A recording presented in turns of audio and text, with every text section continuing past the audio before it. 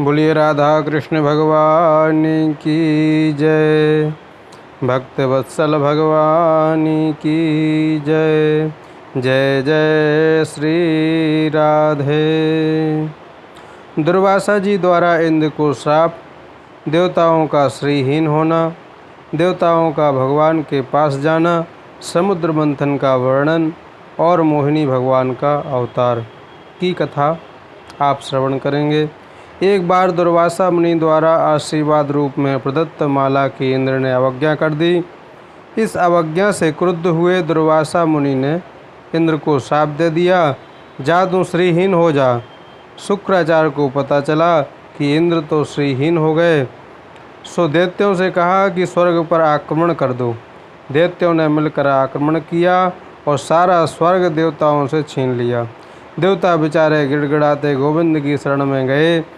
भगवान बोले, भाई तुम्हारा श्री वैभव समुद्र में समा गया है, समुद्र मंथन करो, तभी तुम्हें बल पराक्रम प्राप्त होगा। देवताओं ने पूछा, महाराज हम समुद्र मंथन कैसे करें? भगवान बोले, तुम अकेले नहीं कर सकोगे, अतः दैत्यों से सहयोग लो। अहि मूषकवध जैसे परिस्थिति विपरीत आई तो सर्प ने भी चूहे से मित्रता करके अपना काम चलाया, उसी प्रकार कूटनीति कहती है, अरयोपि संधेया सती कार्यार्थ गौरवे अहिमूषकवद्देवा हृदयस्य पदवीं गते।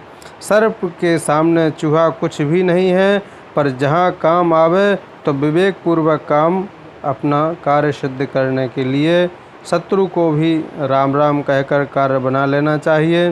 देवताओं को बात समझ में आ गई और देवताओं ने दैत्यों के सामने समुद्र मंथन का प्रस्ताव रखकर कहा, भाई जो अमृत निकलेगा वह हम सब भाई मिलकर पिएंगे, पी लेंगे। अमृत पीकर अमृतत्व की प्राप्ति हो जाएगी, तो फिर चाहे जितना झगड़ा होवे पर मरने वाला कोई नहीं होगा। दैत्यों ने कहा, वाह ये बात तो बहुत अच्छी है, पसंद आई भाई, चलो चलते हैं। देवता और असुर मिलकर गए। समुद्र मंथन हेतु सबसे पहले मंदरांचल पर्वत को उठाया। पर्वत उठाकर चल दिए, पर श्री गणेश जी का पूजन नहीं किया तो विघ्नेश्वर गणेश जी महाराज नाराज हो गए। एक कदम ही चल पाए थे कि हाथ से छूटकर धड़ाम से पहाड़ गिर गया। सब देवता और दैत्यों के हाथ पैर टूट गए। दैत्य हाथ जोड़कर दूर खड़े हो गए, भैया हमें अमृत नहीं पीना। देवताओं ने प्रभु का ध्यान किया तो भगवान नारायण प्रकट होकर बोले, भाई घबराओ मत, इस पर्वत को मैं लिए चलता हूँ। गिरिम चारोप्य गरुणे हस्ते ने केन लीलया। प्रभु ने एक हाथ से ही पर्वत को उठाकर गरुड़ पर रखकर समुद्र तट पर पहुँचा दिया। अब भगवान ने सबसे कहा कि अब जाओ रस्सी का प्रबंध करो, तो सब मिलकर वासुकी नाग के पास गए। समुद्र मंथन कार्य में रस्सी भरने हेतु प्रार्थना की। वासुकी ने कहा, भाई अमृत में हमारा हिस्सा होवे तब तो हम सहयोग कर सकते हैं। सबने एक स्वर में स्वीकार किया। वासुकी नाग को लाकर मंदरांचल पर्वत पर प्रभु ने सोचा, जिसने मुंह पकड़ लिया उसकी विडंबना हो जाएगी, सो भगवान जानबूझकर बोले, भाई देवताओं आप उच्च कुल में जन्म लिए श्रोत्रिय ब्रह्मनिष्ठ हो, इसलिए आप लोगों को आगे लगना चाहिए और दैत्यों से कहा, जाओ जाकर पूंछ की तरफ लग जाओ। दैत्यों ने कहा, आपने क्या हमें ही गिरे खानदान का समझ रखा है? महाराज मंथन होवे या ना होवे, पर आगे लगेंगे तो केवल हम ही लगेंगे। नागृहणीमो वयं पुक्षा महेरंगम मंगलम। भगवान बोले, नाराज मत हो भाई, तुम ही बड़े बाप के बेटे हो, आगे तुम ही लगोगे। देवताओं से कहा, अच्छा भैया जाओ तुम ही पीछे लग जाओ। प्रभु तो चाहते ही थे। देवताओं ने पूंछ और दैत्यों ने मुख पकड़ लिया। जो पर्वत लाकर समुद्र में रखा कि वह डूबता ही चला गया। उस विघ्न को दूर करने के लिए विशाल कछुए का रूप बनाकर भगवान ने मंदरांचल पर्वत को पीठ पर उठा लिया। ये भगवान का कच्छप अवतार हुआ। बोले कच्छप भगवान की जय। कृत्वा बपु कच्छपमद्भुतं महत् प्रवेशतोऽयं गिरिमुज्जहार। अब जैसे ही मंथन प्रारंभ हुआ तो वासुकी नाग की फुफकारों से सब दैत्य जलने लगे और पूंछ की ओर लगे देवताओं पर इसका कोई प्रभाव नहीं पड़ा। असुर अब मन ही मन पछताने लगे। हे भगवान, बड़े बाप के बेटा बने, बहुत पछताए। बड़े बनने में बड़े झंझट हैं। अस्तु मंथन प्रारंभ हुआ तो कुछ ही समय बाद कालकूट विषाग्नि प्रकट हो गई। जब सब जलचर उस विषाग्नि से झटपटाने लगे, देवता घबरा गए। ये क्या हुआ? भगवान बोले मत घबराओ। सभी लोग विष को एकत्र करके भगवान भोलेनाथ की शरण में पहुँचे।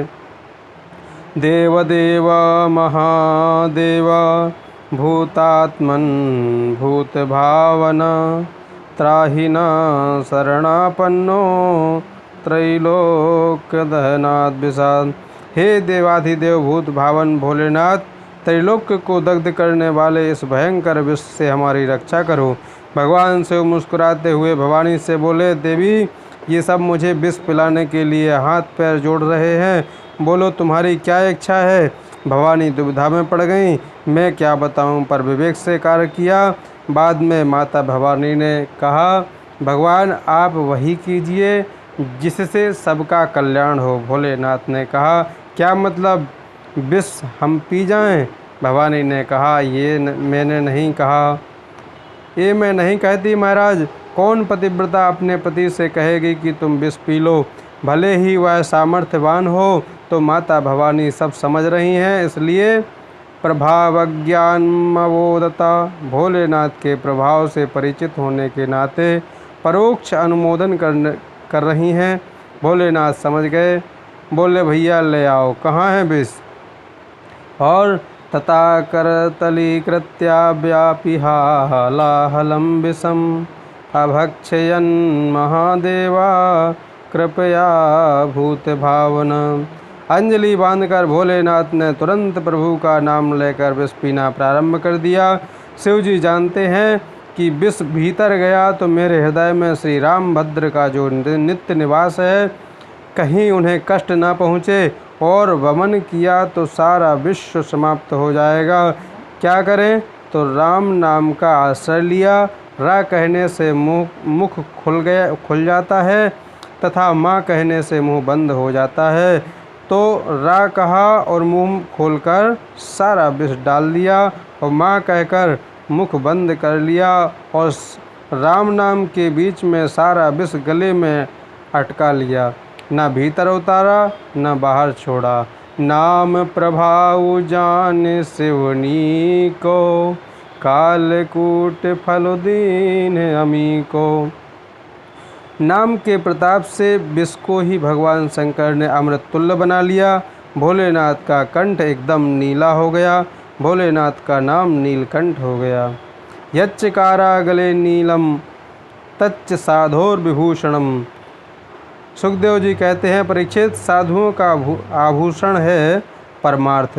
भगवान शंभु ने समाज के संकट को दूर करने के लिए विष पीना स्वीकार कर लिया, और वह कंठ पर जो नीला चिन्ह बन गया वह उनके परमार्थ का एक दिव्य आभूषण उन्हें प्राप्त हो गया। समस्त देववृंद भोलेनाथ की जय जयकार बोलते हुए पुनः समुद्र मंथन करने आए, और अब की बार जब मंथन किया तो हविर्धानी ततो भवत। कामधेनु गाय प्रकट हुई, सो ऋषियों को दान कर दी। पुनः मंथन करने पर चंद्रमा प्रकट हुआ तो भोलेनाथ के मस्तिष्क पर विराजमान किया, जिससे भोलेनाथ चंद्रमौली बन गए। पुनः मंथन हुआ तो उच्चैश्रवा घोड़ा निकला जो बलि ने लिया। फिर ऐरावत हाथी निकला जो इंद्र ने लिया। पुनः मंथन हुआ तो कौस्तुभ मणि निकली जो नारायण के कंठ में स्थापित हुई। रंभादिक अप्सराएं निकलीं जिन्हें स्वर्गलोक भेज दिया गया। पारिजात वृक्ष निकला तो उसे स्वर्ग में स्थापित किया। और अब की बार मंथन करते ही जैसे आकाश में अचानक बिजली चमक उठती है, ऐसे ही सागर की जल राशि के मध्य भगवती श्री लक्ष्मी जी का प्रादुर्भाव हो गया। ततश्चाविर्भूः साक्षी क्षीरमा भगवत्परा रंजयन्ती दिशा कांत्या विद्युत्सौदामनी यथा। माता लक्ष्मी के दिव्य सौंदर्य माधुर्य को देखकर देवता और दैत्य दोनों विमुग्ध हो गए।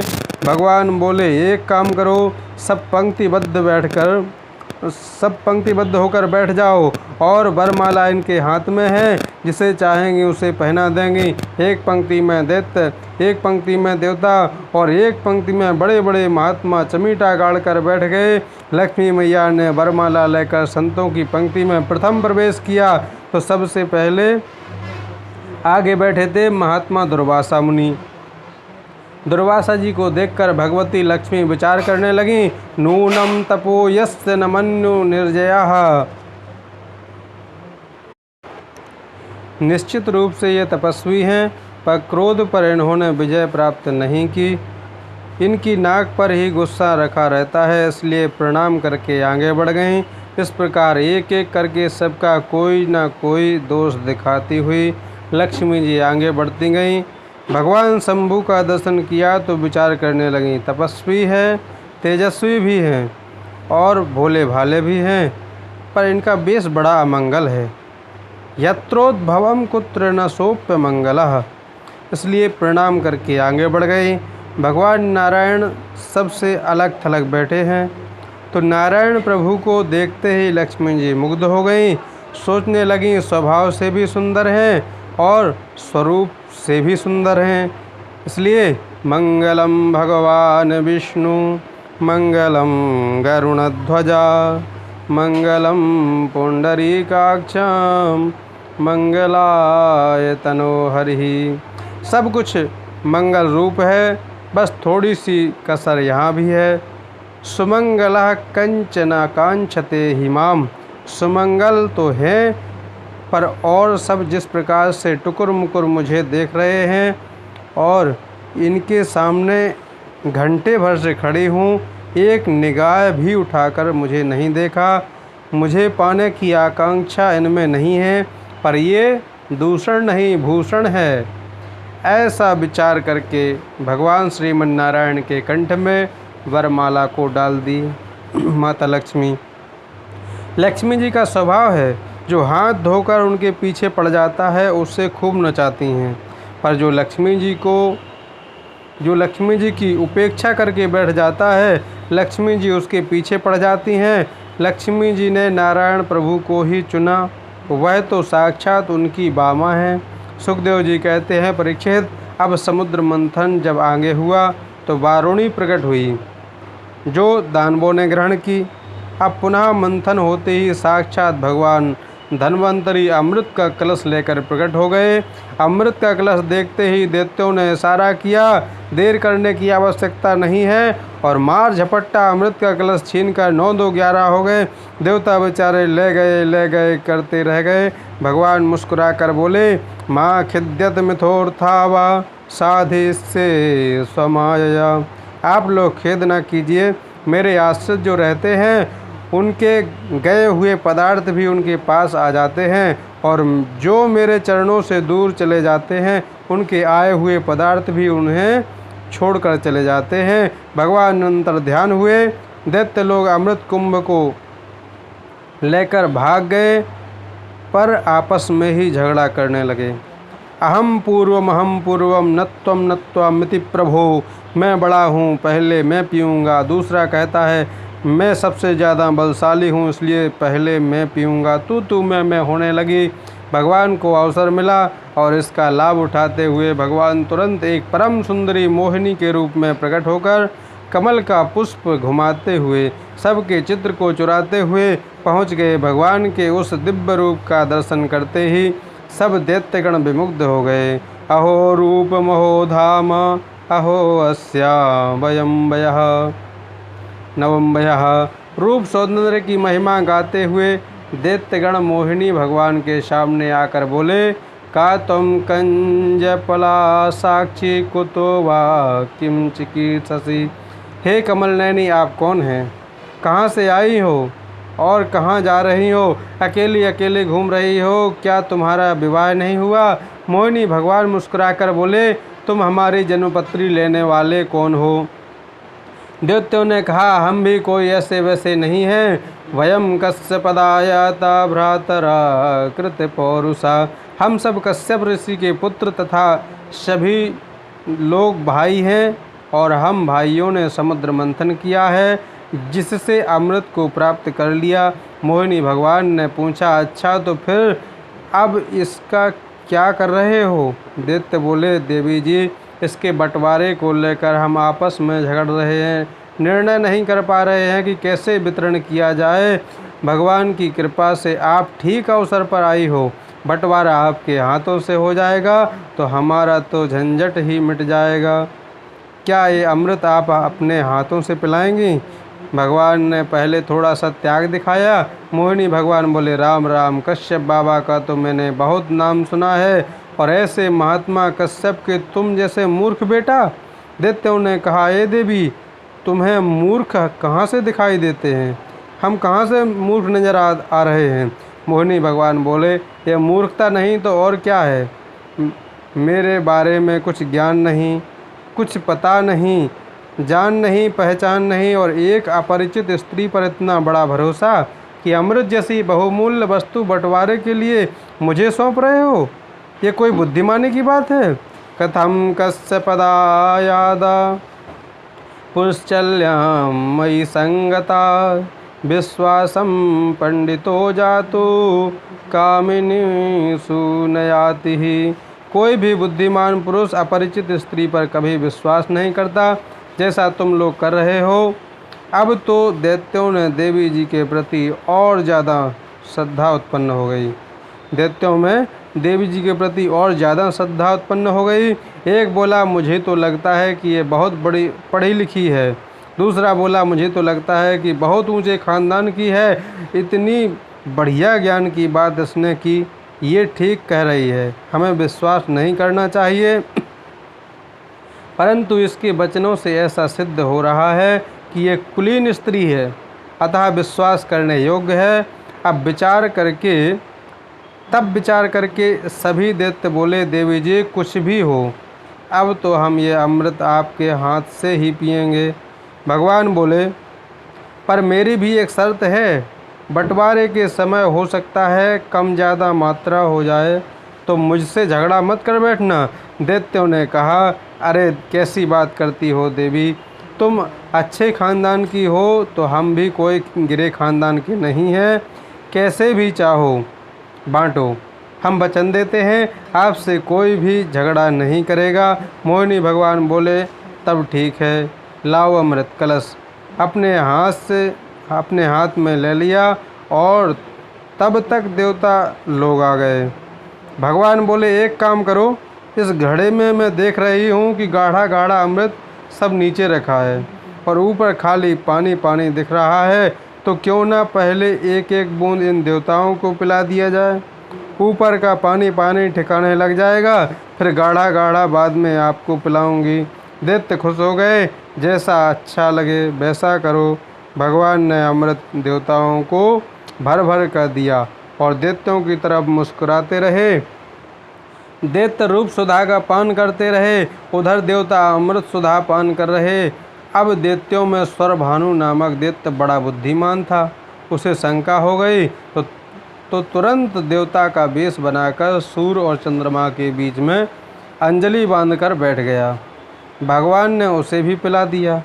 सूर्य और चंद्र ने तुरंत इशारा किया, भगवान ये नकली है। प्रभु ने तुरंत उसका सुदर्शन चक्र से सिर काट दिया। वह असुर दो भागों में विभक्त होकर राहु और केतु के रूप में परिणित हो गया। तभी भगवान अंतर्ध्यान हो गए। अब इसके बाद देवासुर संग्राम, बलि की स्वर्ग पर विजय, वामन अवतार एवं मत्स्य अवतार की कथा आप श्रवण करेंगे। अभी यहीं पर इस शस्त्र में इतना ही। अब आगे के शस्त्र में आगे कथा होगी। जय जय श्री राधे।